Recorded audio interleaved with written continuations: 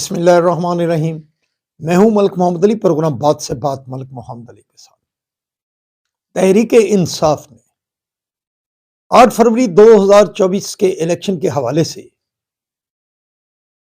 धांधली के इल्जामात लगाते हुए सुप्रीम कोर्ट ऑफ पाकिस्तान में बानी तहरीक इंसाफ की तरफ से जुडिशल कमीशन बनाने के हवाले से पटिशन दायर की गई थी और अब ये पटिशन सुप्रीम कोर्ट के आईनी बेंच में समाअत के लिए लग चुकी है। लेकिन तहरीक इंसाफ के वकला ने इस समाअत में हिस्सा क्यों नहीं लिया, इस समाअत में शिरकत क्यों नहीं की और किस तरह बहाना बनाकर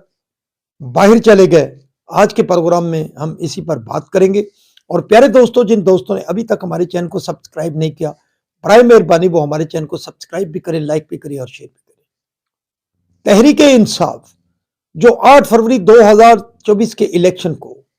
फॉर्म 47 का इलेक्शन कहती है और कहती है कि फॉर्म 45 में उनके बड़े सारे अरकान कौमी असम्बली और सूबाई असम्बली इलेक्शन जीते, लेकिन एक धांधली के जरिए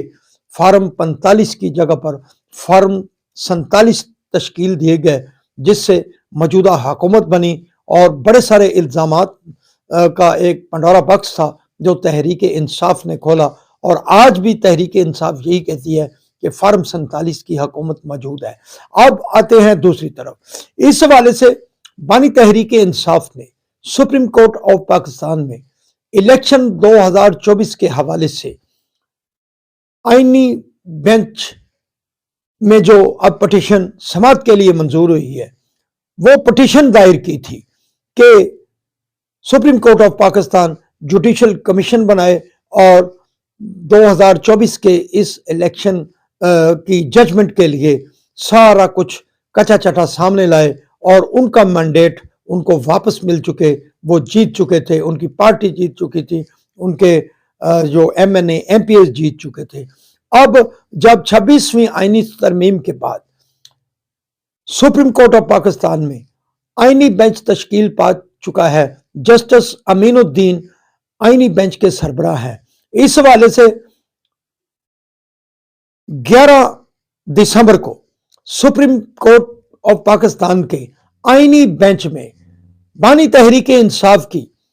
जो पटिशन थी इलेक्शन धांधली के मतलब, वो समाअत के लिए आई। तो उस वक्त जो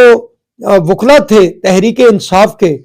वो अदालत में मौजूद थे, लेकिन जब उस समाअत के लिए सुप्रीम कोर्ट ऑफ पाकिस्तान में आवाज लगी तो तहरीक इंसाफ के जो वकला थे वो बाहर चले गए। उन्हें फिर बुलाया गया और जस्टिस मोहम्मद अली नजर ने उनसे पूछा कि आज ये समाअत है, तो फिर वकला ने कहा तो उन्हें तो इस समाअत का ही इल्म नहीं था। बहरहाल और फिर उन्हीं वकला ने कहा कि इस केस के हवाले से जो समाअत है वो सर्दियों की छुट्टियों के बाद लगाई जाए। बहरहाल अब सवाल ये पैदा होता है कि तहरीक इंसाफ एक तरफ तो शोर मचा रही थी कि supreme court of Pakistan election धांधली के हवाले से जुडिशल कमीशन बनाए, जुडिशल कमीशन बनाने का हुक्म दे, और अब के हालात में तहरीक इंसाफ के वकला इस केस से राय फरार क्यों अख्तियार कर रहे हैं, हालांकि ये तो तहरीक इंसाफ की जाती ख्वाहिश थी। बहरहाल ये बहुत बड़ा सवालिया निशान है, क्या तहरीक इंसाफ बैकआउट कर रही है अपने इस केस से जो बानी तहरीक इंसाफ ने सुप्रीम कोर्ट में दायर किया था,